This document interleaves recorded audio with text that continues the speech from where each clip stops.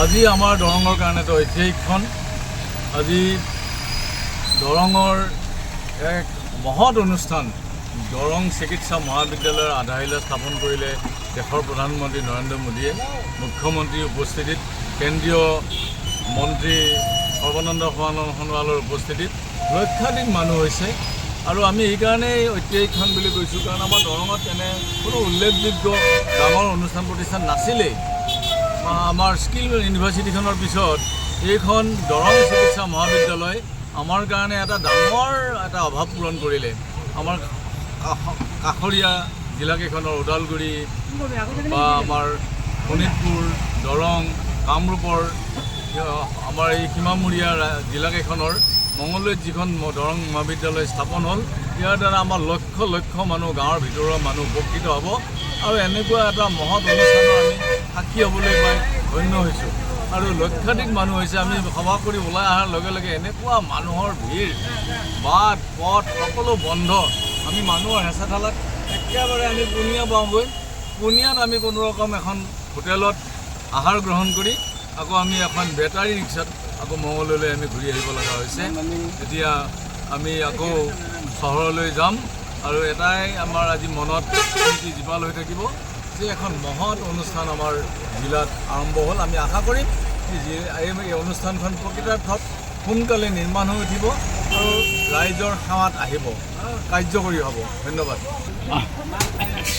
আমি আহিলোঁ বেটাৰী ৰিক্সাত এজন আমাৰ বাদাম বেপাৰীৰ সৈতে। আজি বাদাম বেপাৰী আৰু অন্যান্য ক্ষুদ্ৰ বেপাৰী ইয়াত ভৰি আছিলে। কেনে হ'ল ভাইটি, কেনেকুৱা বিক্ৰী হ'ল? হৈছে ভিতৰত যাব পাৰিছা? বাহিৰত তুমিতো বহুত মানুহ পাইছা, কিনিছে আমাৰ। তোমাৰ কিমান লাভ হ'ল আজি? আজি প্ৰধানমন্ত্ৰী হেলিকপ্টাৰ দেখা পালানে? প্ৰধানমন্ত্ৰীক দেখিলানে নাই? আজি কেনে লাগিল তোমাৰ? আজি ভাল লাগিছে।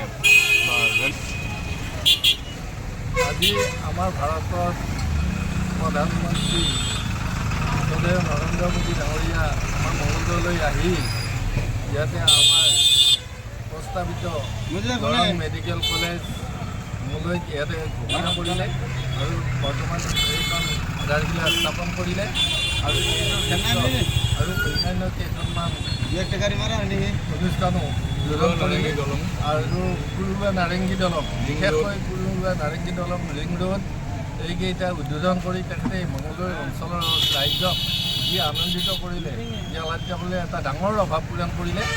নিশ্চয় এই অভাৱে এটা সময়ত মঙলদৈৰ উন্নতিত বহুতো অৰিহণা যোগাব।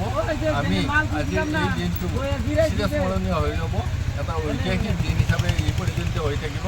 গতিকে সকলো ফালৰ পৰা আমি এই কামখিনি সোনকালে সমাধা হোৱাটো কামনা কৰিছোঁ আৰু সকলো ফালৰ পৰা তেওঁলোক কৃতজ্ঞতা জ্ঞাপন কৰিছোঁ। ধন্যবাদ। জয় হিন্দ, বন্দে মাতৰম।